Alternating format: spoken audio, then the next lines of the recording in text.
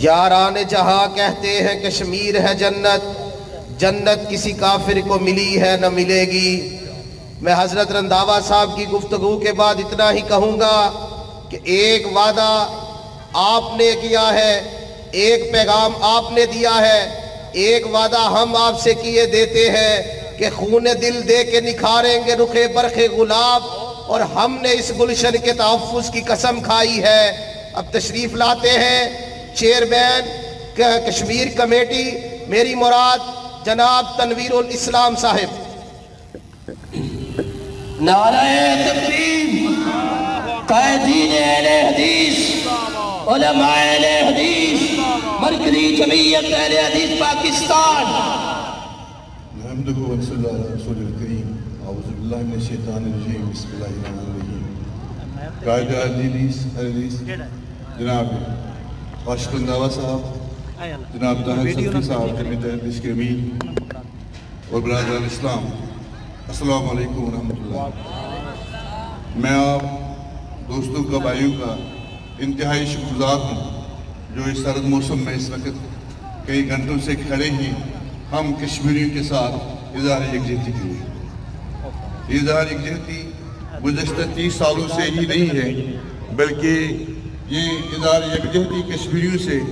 1931 سے آ رہی ہے، جب علامہ اقبال نے لاہور میں پہلے کشمیریوں کے ساتھ یکجہتی کی۔ بدقسمتی سے کشمیری مسلمان 1931 سے بھی پہلے کبھی سکھوں کے ظلم و ستم کے شکار رہے، کئی افغانوں کے ظلم کے شکار رہے، پھر اس کے بعد مہاراجہ ہری سنگھ جو ڈوگری کی حکومت تھی اس شخصی ظالمانہ رواج کے شکار رہے، جس کے خلاف 1931 میں ایک بڑی پرزور تحریک چلی، اور اس تحریک کو بھی اس وقت اگر کوئی سپورٹ ملی دنیا بھر سے وہ آپ کے اس علاقے پنجاب سے، جو اس وقت متحدہ ہندوستان کا ایک حصہ تھا۔ ہماری تحریک یہاں اس وقت چونکہ ایک ریلی ہے، جلسہ نہیں ہے، بہت ساری باتوں کے احاطہ حافظ سلمان صاحب نے کیا۔ میں چند گزارشات آپ سے کروں گا کیونکہ ہمیں آگے بھی جانا ہے۔ میں آپ سے گزارش کرنا چاہتا ہوں کہ قیام پاکستان سے قبل برصغیر میں ایک ریاست تھی جس کا نام ریاست جموں کشمیر تھا۔ 1947 سے قبل کشمیر میں ہم اپنے سیلف رول کے لیے شخصی آزادی چاہتے، شخصی حکمرانی سے آزادی چاہتے تھے۔ ہم برصغیر کے ساتھ نہیں تھے، نہ انگریزوں کے غلام تھے۔ لیکن جب قیام پاکستان کی تحریک چلی تو کشمیریوں نے کشمیر کو چھوڑ کر پاکستان کو اپنی منزل بنایا، اور قیام پاکستان سے قبل 19 جولائی کو مقبوضہ کشمیر کے لوگوں نے ایک میمورنڈم کے ذریعے، ایک ریزولوشن کے ذریعے دنیا سے اپیل کی کہ ہم آگے پاکستان کے ساتھ چلنا چاہتے ہیں۔ لیکن چونکہ بھارت جس سے ہم نے آزادی حاصل کی اس کا 1920 میں ہی 1920 سے سروکر نے جو ہندوتا کا ایجنڈا دیا تھا، اس کے بعد گولوکر نے 1938 میں جو ہندوؤں کو ایک مزید ہندوتا کا ایجنڈا دیا، بھارت 1947 سے ہی اس پر کام کر رہا ہے۔ بھارت نے ہندوتا ایجنڈے کے تحت اور اکھنڈ بھارت کا خواب پورا کرنے کے لیے جوناگڑھ پر قبضہ کیا، حیدرآباد پر قبضہ کیا، کشمیر پر قبضہ کیا، اور اس کے بعد 1971 میں مشرقی پاکستان کو کشمیر سے الگ کیا۔ ہندوستان اس وقت مقبوضہ کشمیر کے مسلمانوں کی آزادی کا ہی مسئلہ نہیں ہے۔ اس وقت ہندوستان میں بسنے والے کروڑوں مسلمانوں کی عزت، ان کی بھی سالمیت، ان کی عزت، ان کے وقار، ان کی زندگی کا مسئلہ ہے، اور جو بھارت کے اکھنڈ بھارت کے عزائم ہیں وہ جو ہم سب پر خطرات منڈلا رہے ہیں ان کی طرف ہماری توجہ جانی چاہیے۔ میں مختصراً اس وقت یہ بتا دوں گا کہ 5 اگست سے پہلے جب یہ تحریک چلی، اس تحریک جو ہندوستان کے خلاف چل رہی تھی، اس تحریک کے دوران پہلی مقبوضہ ریاست ایک نیم خود مختار ریاست تھی، لیکن ہندوستان نے مقبوضہ کشمیر کے لوگوں نے، چندر شیکھر نے مقبوضہ کشمیر کے لوگوں کو آفر کی کہ اسکائی از دی لمٹ، آپ جو کچھ چاہتے ہیں ہندوستان سے لے لیں، پاکستان کی بات کرنا چھوڑ دیں۔ اس کے بعد واجپئی پاکستان بھی آیا، واپس چلا گیا، اس نے مقبوضہ کشمیر کے لوگوں کو کہا میرے ساتھ، ہندوستان کے ساتھ کشمیری مسلمان کشمیری لوگ کچے داغے کا رشتہ رکھیں، ہمیں سب کچھ قبول ہے، جو کچھ آپ کو چاہے آپ کو ملے، لیکن کشمیریوں نے ہندوستان کی بات کبھی بھی نہیں مانی، کیونکہ ان کے شعور میں، ان کے وہم و گمان میں بھی یہ نہیں تھا کہ کبھی بھی وہ ان کی لیڈرشپ یا ان میں سے کوئی ہندوستان کے ساتھ کوئی بات چیت کرے گا۔ ہم کشمیری مسلمانوں نے 1947 سے لے کر آج تک جو جنگ لڑی جا رہی ہے وہ پاکستان کی سالمیت، پاکستان کی بقا اور پاکستان کی تکمیل کی جنگ لڑی جا رہی ہے۔ پاکستان کا اس وقت جو آج معاشی پچھلے دنوں سوشل ایک انہوں نے نئی سیکورٹی پلان بنایا، اس کا لباب، اس کے ایسنس جو ہے وہ یہ ہے کہ پاکستان کو معاشی طور پر مضبوط بنانا ہے۔ پاکستان کی معاشیت کشمیر کے ساتھ وابستہ ہے، پنجاب کا کھیتوں کا پانی کشمیر سے آتا ہے، سی پیک کشمیر سے آتا ہے، اور اس تمام چیزوں کو مد نظر رکھتے ہوئے آپ کو ذہن میں رکھنا چاہیے کہ کشمیری مسلمان جو اس وقت ہے پاکستان کی دفاع، پاکستان کی معاشی ترقی کی جنگ لڑ رہا ہے، تکمیل پاکستان کی جنگ لڑ رہا ہے، اور 5 اگست کے بعد ہندو مکمل طور پر ہمارے کشمیر کے اندر ہمارا کلچر، ہمارے اسلامی تشخص، ہماری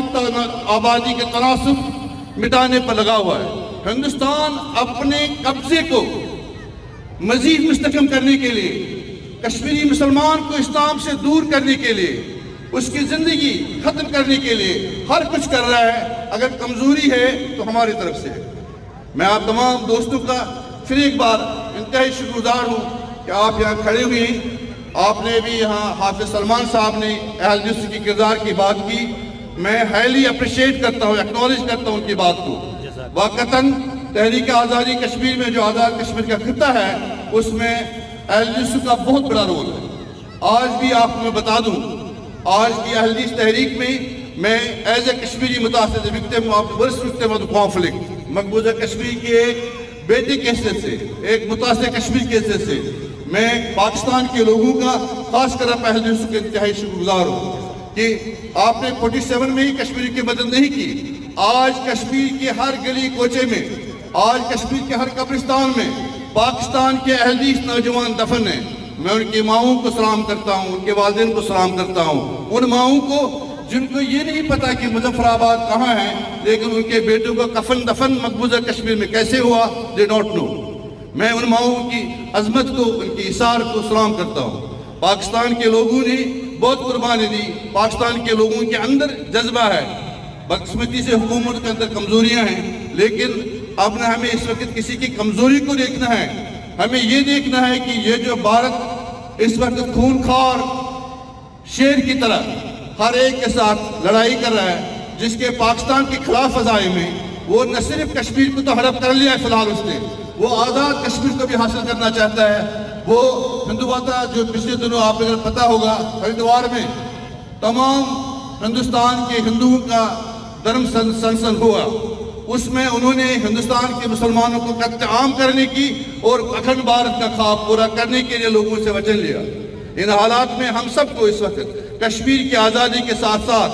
کوشش کرنے کے ساتھ پاکستان کے اندر استحکام پیدا کرنے کے لیے، پاکستان کی ترقی کے لیے بھی کام کرنا ہے۔ مضبوط پاکستان، مؤثر پاکستان، مستحکم پاکستان کشمیر کی آزادی کا ضامن ہے۔ میں آپ سے گزارش پھر ایک بار انتہائی شکر گزار ہوں کہ آپ نے آج بھی ہمارے سے یکجہتی کی ضرورت اس بات کی ہے کہ کشمیر پر مفصل بات کی جائے، ہمارے چیلنجز کیا ہیں، ہمارے نوجوانوں کو پتہ ہونا چاہیے کہ ہمارا فیوچر سیکر کیسے ہوگا۔ اس کے لیے میں یہاں کے جو اہل حدیث اس جماعت جنہوں نے ایک اجلاس کا اس وقت بندوبست کیا ہے، میں آپ سے ریکویسٹ کروں گا آپ یہاں آنے والے دنوں میں کوئی پروگرام رکھ لیں جس میں تفصیلاً میں کشمیر کے بارے میں آپ سے بات کروں گا، کشمیری آپ سے کیا چاہتی ہے، کشمیر کی ریلیشن شپ آپ کے ساتھ کیا ہے، آپ کو مکمل میں بتا دوں گا۔ اس وقت اجازت دینے سے قبل میں 2 نعرے یہاں دوں گا۔ نعرے کا جواب ہر ایک بہت جوش جذبے سے دیں، اور میں تاکہ یہ اس کی نعروں کی ویڈیو پھر مجھے بھیج بھی دیں تاکہ یہ یہاں سے میں مقبوضہ کشمیر بھیجوں۔ سری نگر سے چاگی تک آپ کہیں گے ہم ایک ہیں، ہم ایک ہیں۔